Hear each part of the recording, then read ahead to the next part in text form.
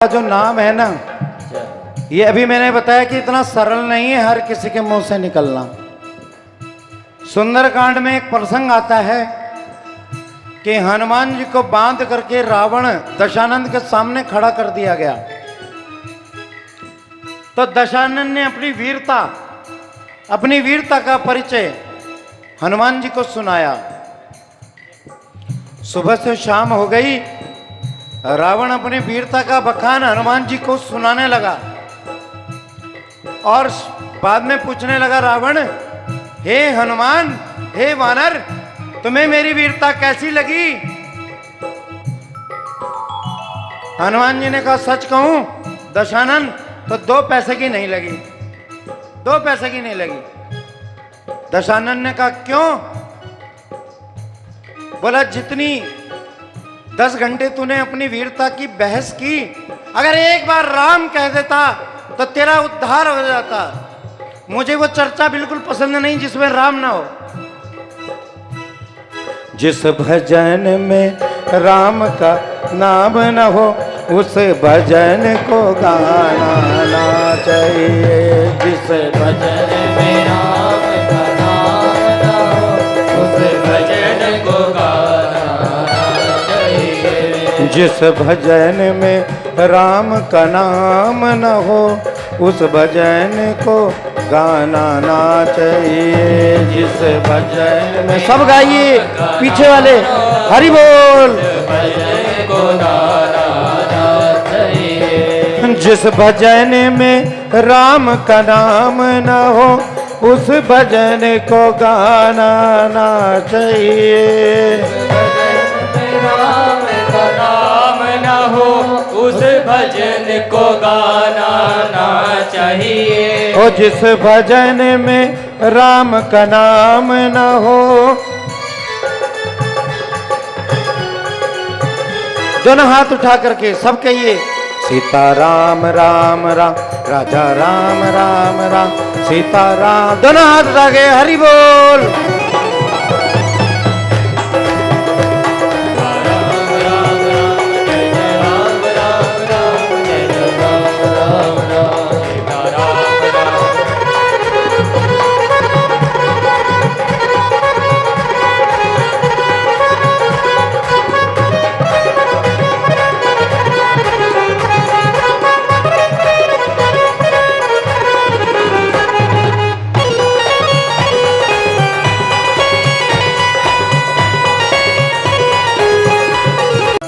राम, यही राम एक दिन वैसे ही हमारे हृदय में आ जाएंगे। जैसे शबरी रोज राम राम राम करती थी और एक दिन शबरी की कुटिया में राम आ गए, ऐसे ही राम नाम का दीपक हमारे होठों पर जलना चाहिए, मुंह पर जलना चाहिए और इसका जो प्रकाश है वो हृदय में रहना चाहिए, क्योंकि एक दिन ऐसे ही लगे रहे तो राम हृदय में आ जाएंगे।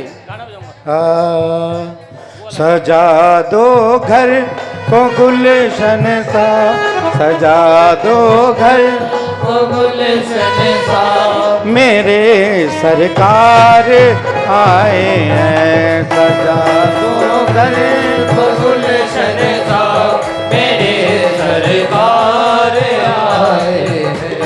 मेरे सरकार आए हैं, मेरे सरकार आए हैं। मेरे सरकार आए हैं, मेरे सरकार आए हैं। मेरे सरकार आए हैं।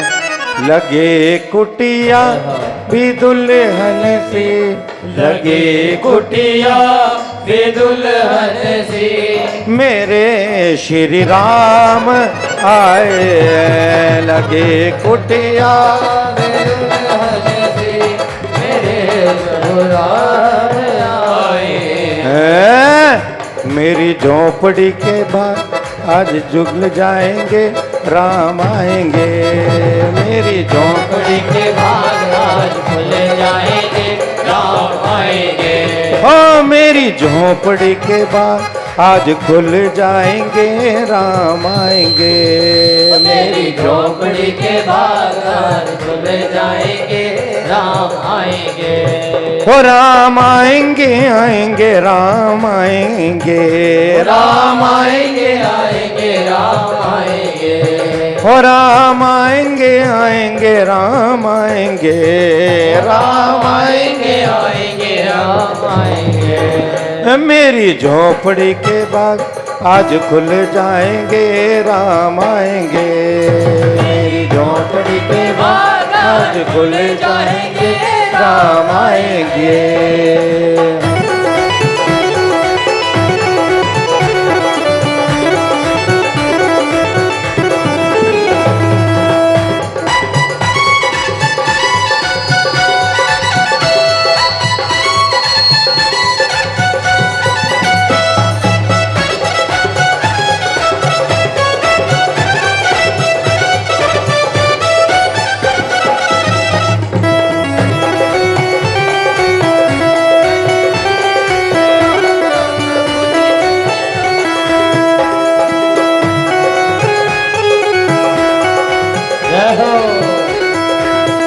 राम आएंगे तो अंगना सजाऊंगे। राम आएंगे तो अंगना सजाऊंगे। ओ राम आएंगे तो अंगना सजाऊंगे। राम आएंगे तो अंगना सजाऊंगे। दीप जला के दिवाली मैं मनाऊंगी। दीप जला के दिवाली में मनाऊंगी। दीप जला के दिवाली मैं मनाऊंगी। दीप जला के दिवाली में मनाऊंगी। मेरी झोपड़ी के बाद आज खुल जाएंगे राम आएंगे। मेरी झोपड़ी के बाद आज खुल जाएंगे राम आएंगे। ओ मेरी झोपड़ी के बाग आज खुल जाएंगे राम आएंगे। मेरी झोपड़ी के बाग आज खुल जाएंगे राम आएंगे।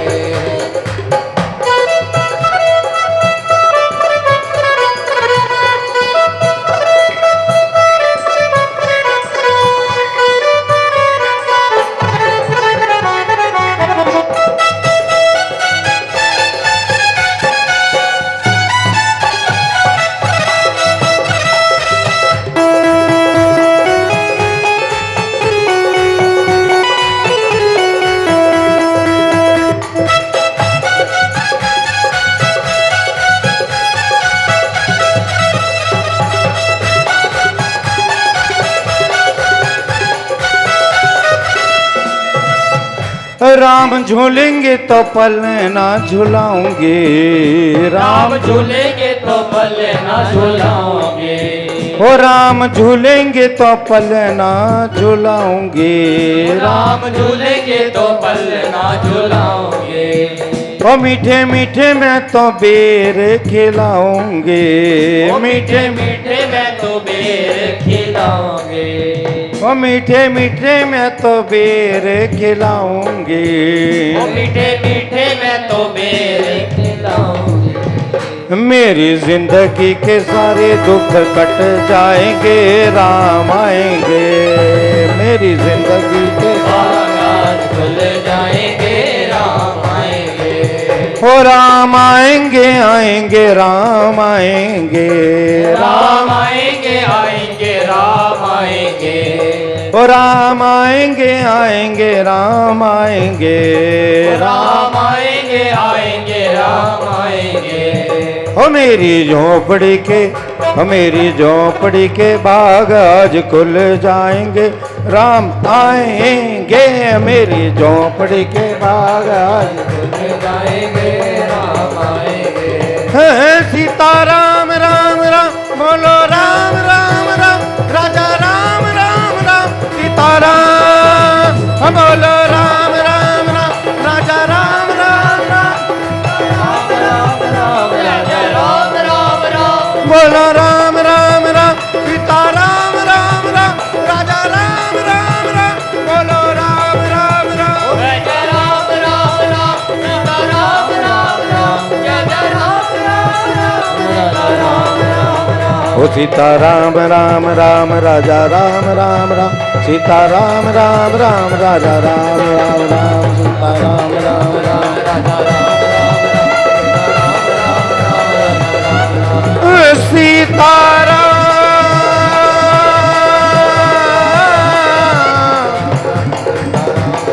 सीता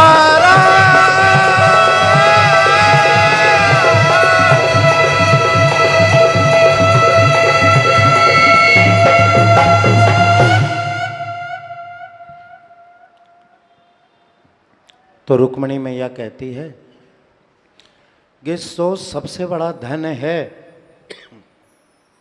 वो आप ही का नाम का धन है। तो आप जैसा धनवान जिसका नाम इतना पतित पावन है, ऐसा पतित पावन मेरा स्वामी है। आज अपनी गृहस्थ लीला का आनंद करते हुए सुखदेव जी कहते हैं, हे राजा परीक्षित, भगवान ने बलराम जी ने भगवान से आज्ञा लेकर के ब्रज वास किया। काशीराज पौंड्रक का उद्धार हुआ। द्विविध नाम के बंदर का भगवान ने उद्धार किया।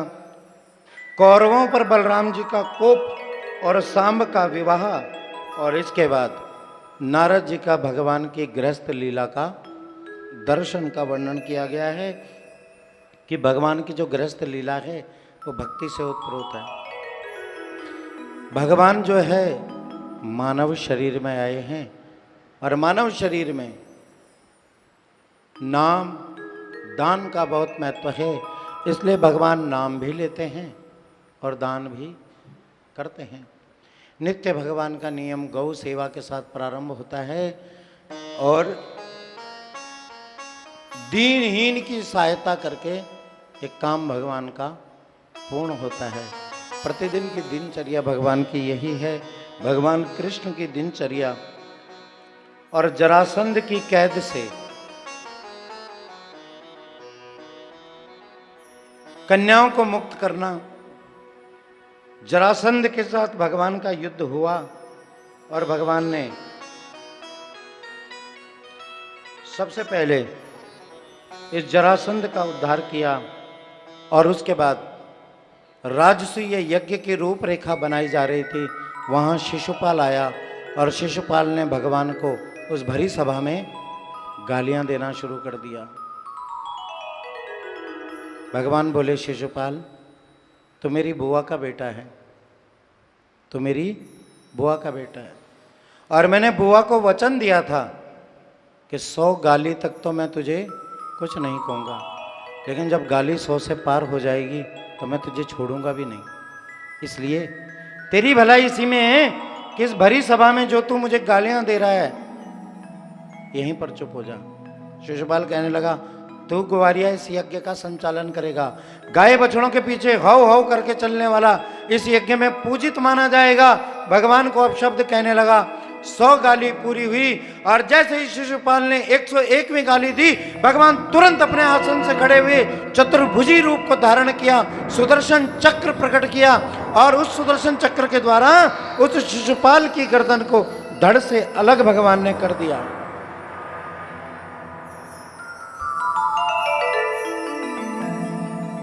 भू भुव स्वहा, तीनों लोकों में इसका दिव्य आत्मा भ्रमण करती है और भगवान के सीधा पैर के अंगूठे में विलीन हो जाती है। आज भगवान ने इस शिशुपाल को वो मुक्ति दी जो मुक्ति किसी साधारण व्यक्ति को नहीं मिलती।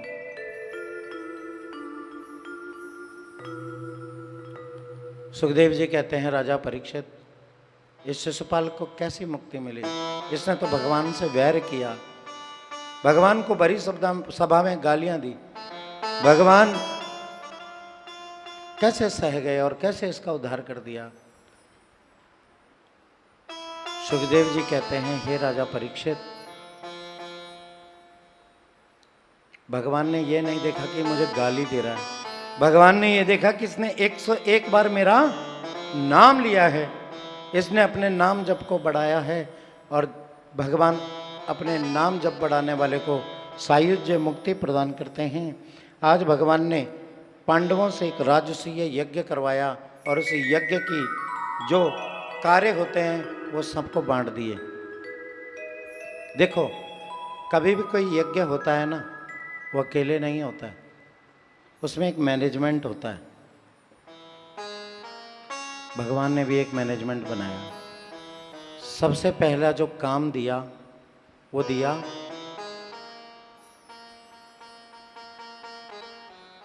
कर्ण को। कर्ण से क्या कहा भगवान ने? कर्ण, जो भी ब्राह्मण साधु संत भोजन करके जाएंगे, दक्षिणा देने का कार्य तुम करोगे। ये कर्ण को कार्य सौंपा गया। क्यों? क्योंकि भगवान जानते थे कि कर्ण दानवीर है, दान अधिक देगा, दान अधिक देगा।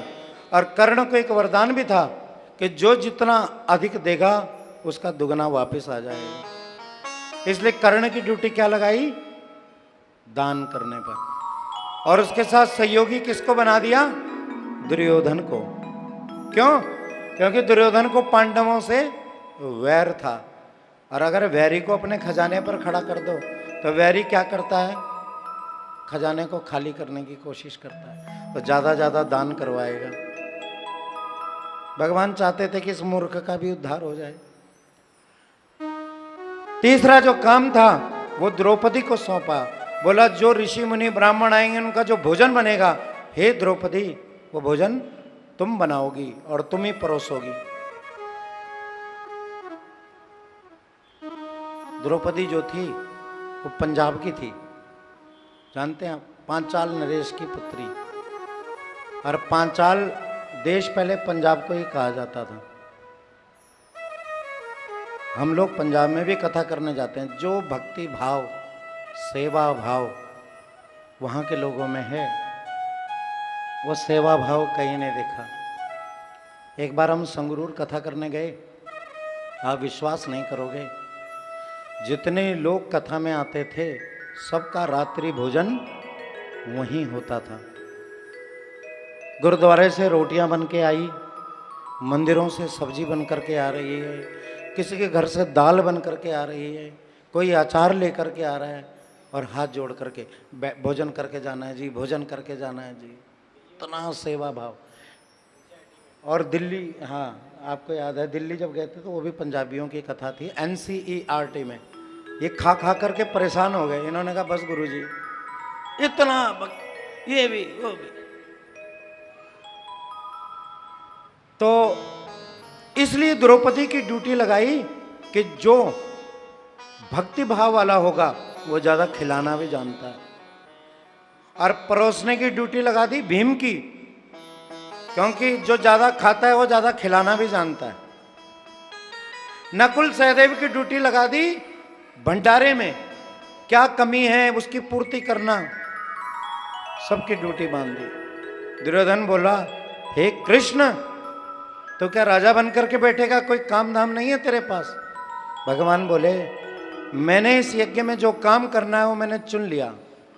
जब साधु संत भोजन करके उठेंगे तो भगवान ने कहा मैं उनकी जूठी पतले उठाऊंगा, मैं उनकी जूठी पतले उठाऊंगा। क्योंकि यज्ञ का जो फल है वो संत महापुरुष और ब्राह्मणों की जूठी पत्तल में ही होता है, जूठे बर्तनों में होता है।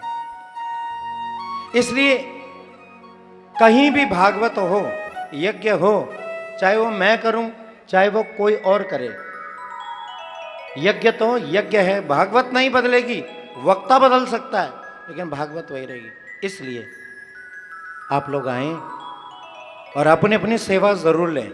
जैसे यहाँ पर भी सेवा है, किसी की सेवा पर्ची काटने की है, किसी की सेवा पूजा कराने की है, किसी की सेवा संगीत को सजाने की है, किसी की सेवा यहाँ प्रात में से खुले पैसे देने की है।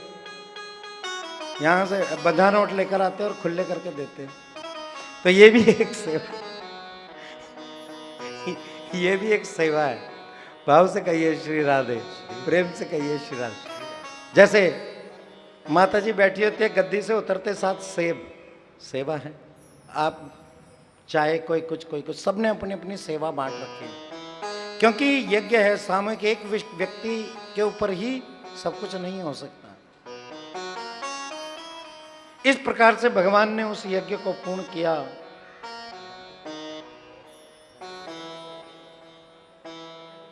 बस यार।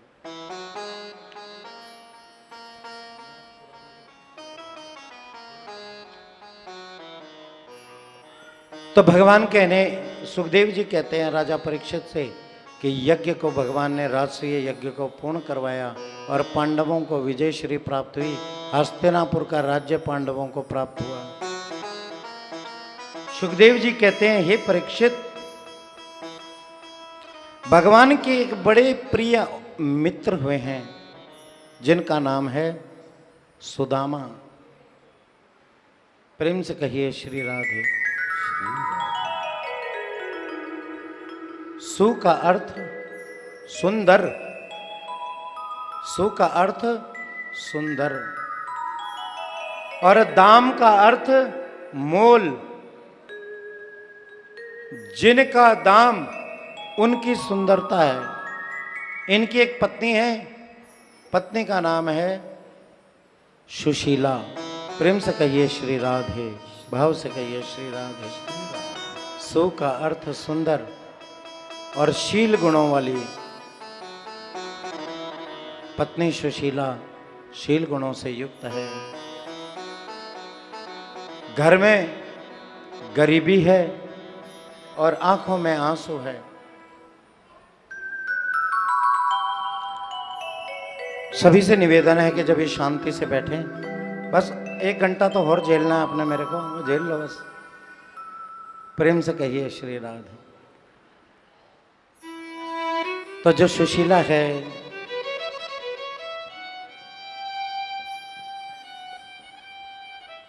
उसके 4 बच्चे हैं। लोग सुदामा जी को दरिद्र कहते हैं, लेकिन अगर आपके पास समय हो तो कभी भागवत जी का ये अध्याय सुदामा चरित्र जरूर पढ़ना, शुरू से लेकर आखिर तक पढ़ना। उसमें कहीं पर भी यह नहीं लिखा है कि सुदामा जी दरिद्र हैं। हाँ, हम ये कह सकते हैं कि सुदामा जी के घर में भौतिक सुखों का अभाव था।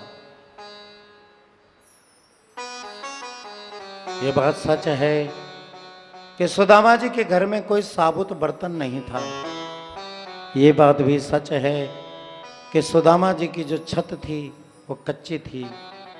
यह बात भी सच है कि सुदामा जी की जो छत थी वो टपकती थी। यह भी सच है कि सुदामा जी के शरीर पर जो वस्त्र हैं वो कहीं से फटे हुए हैं। यह भी सच है कि सुदामा जी एक समय भोजन पाते हैं और उसके बाद का कोई पता नहीं। सब सच है, लेकिन सुदामा जी दरिद्र हैं ये बिल्कुल झूठ है। आप जानते हैं दरिद्र किसे कहते हैं? दरिद्र उसे कहते हैं जिसके पास सब कुछ होते हुए भी दान का भाव नहीं है, जिसका शरीर स्वस्थ होते हुए भी तीर्थ जाने का भाव नहीं है, जिसके नयन होने के बावजूद भी भगवान के दर्शनों की प्यास नहीं है, जिसका हृदय में भगवान के लिए स्थान नहीं है, जिसके पास सब सुख है लेकिन फिर भी इच्छाएं हैं, दरिद्र उसे कहा गया है। दरिद्र हम हैं। हम क्या करते हैं?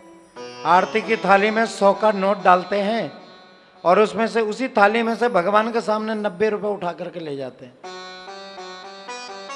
ना भगवान आपके 100 रुपए को देखने की इच्छा रखते हैं और ना भगवान को आपके 10 रुपए का लोभ है।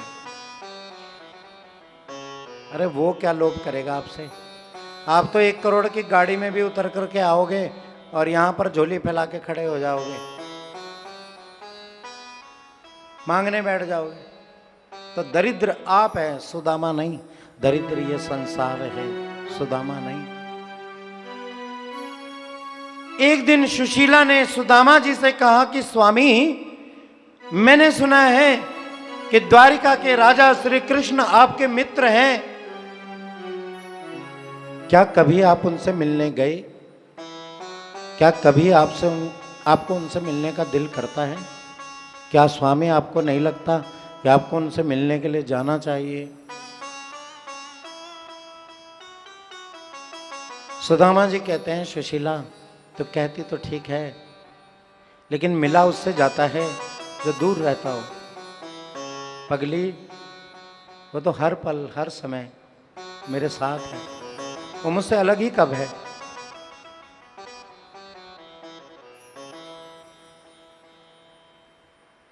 सुशीला कहने लगी, वो तो सब ठीक है, लेकिन एक दिन जाकर के मिलाओ ना, मिलाओ।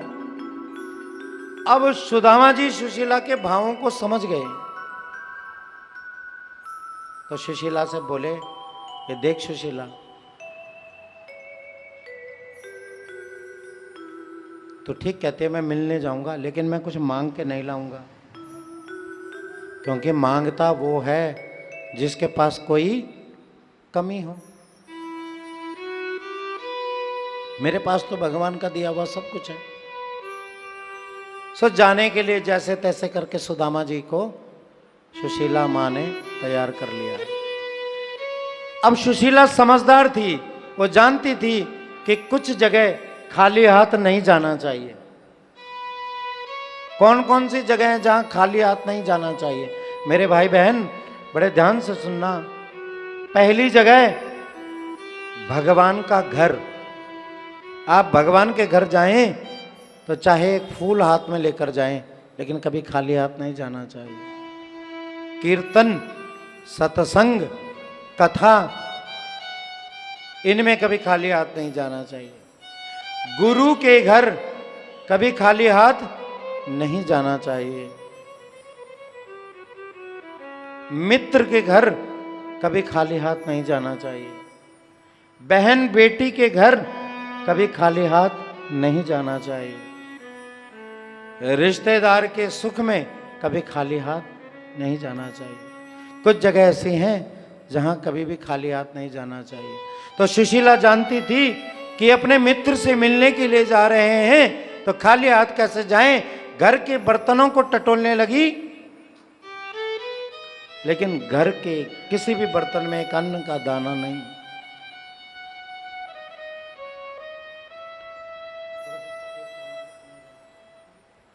तो घर में अन्न का एक दाना नहीं, सो पड़ोस के 4 घरों में गई और 4 घरों से थोड़ा थोड़ा चिड़वा मांग के लाई, चावल मांग करके लाई। 4 घरों से क्यों मांग कर लाई? क्योंकि सुशीला जानती थी कि जब भगवान पूछेंगे तो ठीक है, तो सुदामा कहेंगे प्रभु बड़ा आनंद है।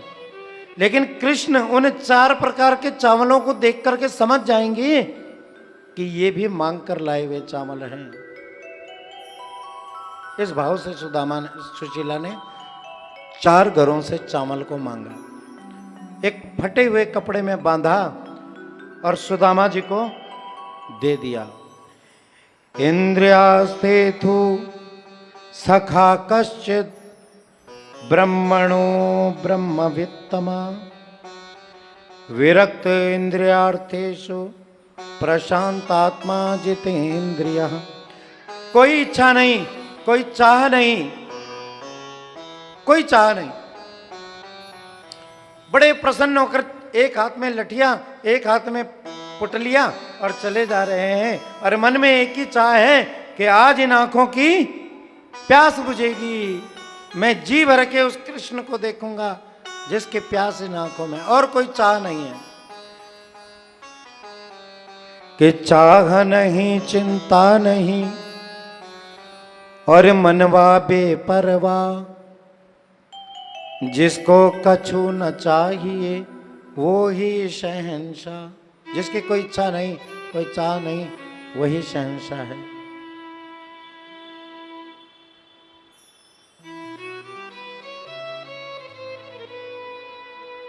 भगवान पर दृढ़ विश्वास, दृढ़ नेम, दृढ़ निश्चित चले जा रहे हैं। जैसे ही सागर के तट पर पहुंचे, अब पल्ली पार कैसे जाएं? सो मल्लाह आए। मल्लाहों ने कहा पंडित जी जय जय श्री राधे। बोला राधे राधे भैया। बोला पल्ली पार चलोगे? बोला जाना तो है। बोला कुछ उतराई देवे को है, कुछ शुल्क दक्षिणा, कुछ किराया भाड़ा? बोला महाराज वो तो नहीं है। तो बोला फिर यहीं पड़े रहो। सुदामा जी ने एक मिट्टी का ढेला लगाया, तकिया बनाया और वो खराटे मार करके सोने लगे।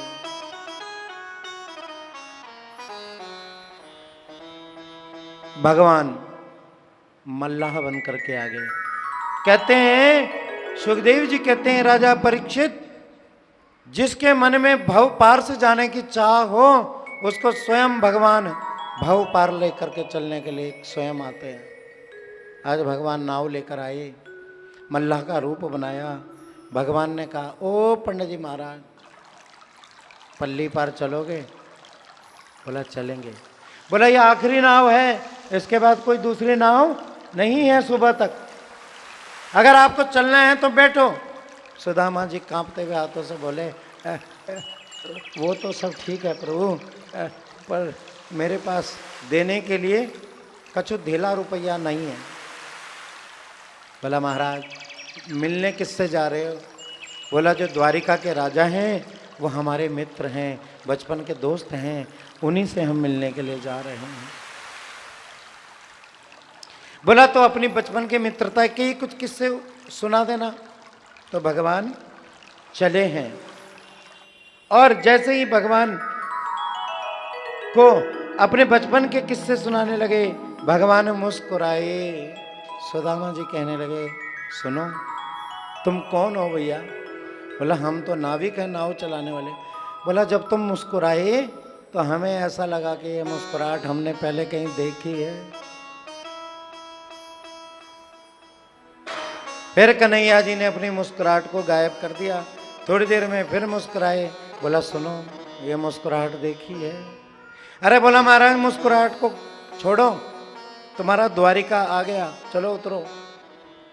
उतरे सुदामा जी। अब जैसे ही उतरे तो चारों तरफ देखते हैं बड़े बड़े महल हैं, बड़े बड़े अट्टारियां हैं, बड़ी बड़ी बड़े बड़े महल हैं, बड़ी बड़ी अट्टारियां हैं।